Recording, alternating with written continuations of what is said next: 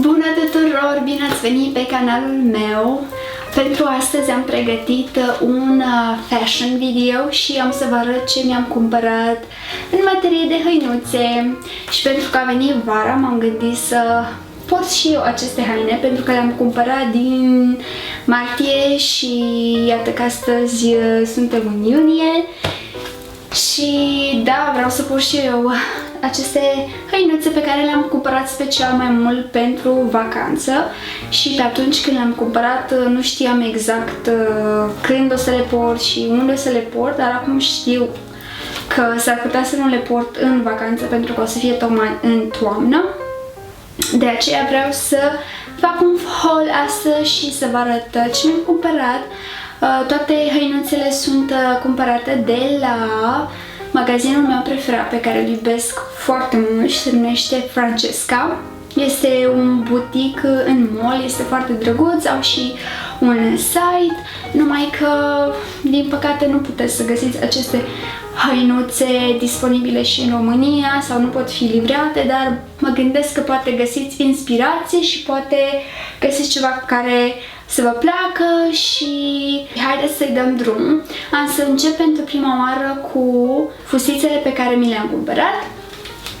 Am aici un tulle skirt care este până la genunchi, este un nude și pe dedesubt are o dantelă foarte drăguță.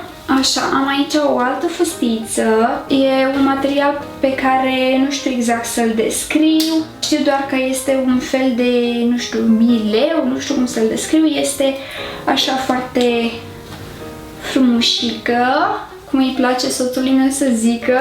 Am făcut și o rimă. O altă fustiță este aceasta, tot un tulle skirt și mi se pare mie, o să vă arăt în video, că este see-through, adică se vede prin ea sau nu știu exact, probabil va trebui să port ceva, o lenjerie albă sau ceva ca să nu se vadă tot. Dar da, și aceasta este foarte drăguță și abia aștept să o îmbrac. Următoarea fustiță este aceasta pe care o ador. Este un baby blue și are aceste tăieturi în formă de flori și cercuri. Și materialul este foarte, foarte soft, foarte moale, foarte fin, îmi place mult de tot.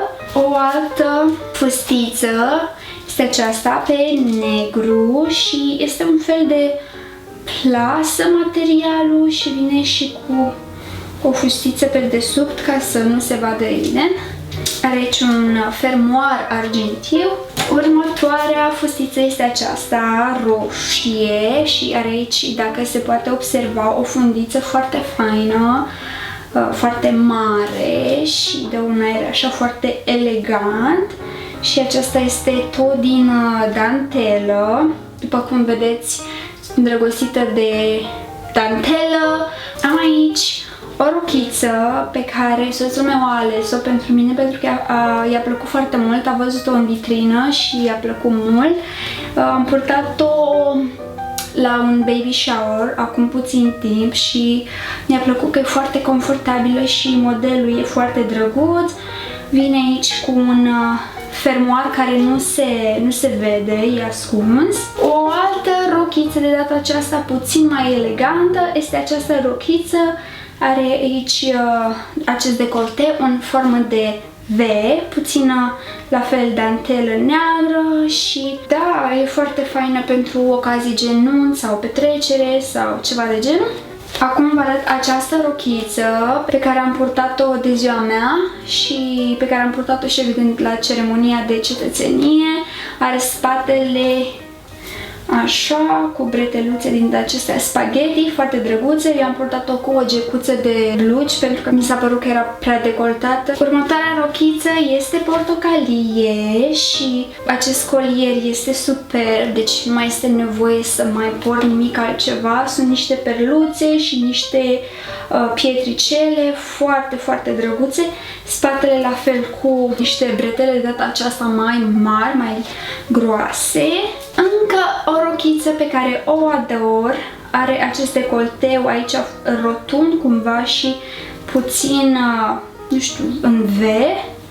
La fel, 1000 euro, croșetaj, ce este, material foarte frumos, foarte fin. Am aici o rochiță care este albastru închis și după cum vedeți sunt înnebunită după această culoare și după rochițele sau bluzițele off shoulder, adică pe umeri, și aceasta este foarte drăguță, foarte ușoară, tocmai bună pentru vară. O altă rochiță, de data aceasta mai clasică, ceva care poate fi purtat la niște evenimente mai speciale sau poate fi purtată, nu știu, la date, când mă duc la o întâlnire cu soțul meu, sau, nu știu, când ies în oraș și vreau să fiu puțin mai aranjată. Are aici un fermoar care se poate vedea, nu este ascuns, este auriu. O altă rochiță este aceasta, care este pe un roșu. Cred că merge purtată și acum vara, dar și la toamnă, cu ceva dressing-uri și cu cizmulițe. Tot la fel este aici croșetată și are mânecele în formă de clopot. Acum să vă prezint topurile pe care le am.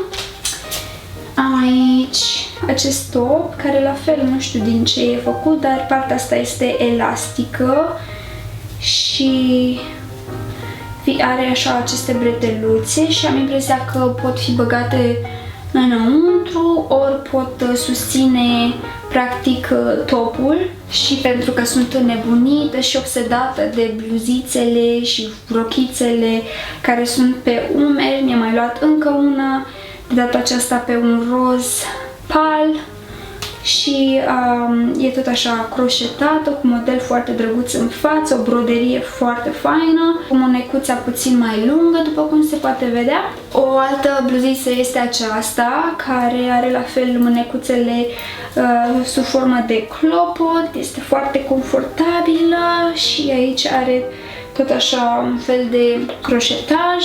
Am aici un kimono care cred că merge purtat atât ca acoperire peste costumul de baie sau pur și simplu ca în video care vi-l arăt acum. Este un kimono foarte drăguț și cred că am zis drăguț de 1.000.000 de ori în acest video și sper că nu v-am plictisit cu asta, dar chiar este drăguț și îmi place mult de tot, iar mânecuțele tot așa sunt lunguțe și puțin lărguțe. Un alt kimono este acesta, este pe un ivory și se poate lega aici în față.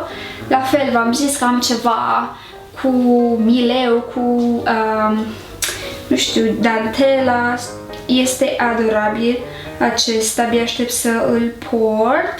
Ok, tot de la Francesca mi-am mai cumpărat și acest set cu un ceas și cu toate aceste brățări care vin într-o culoare de rose gold. Tot de la Francesca mi-am mai cumpărat și aceste cizmulițe care sunt tare, tare drăguțe, vin cu un toc așa mai stabil, mai gros.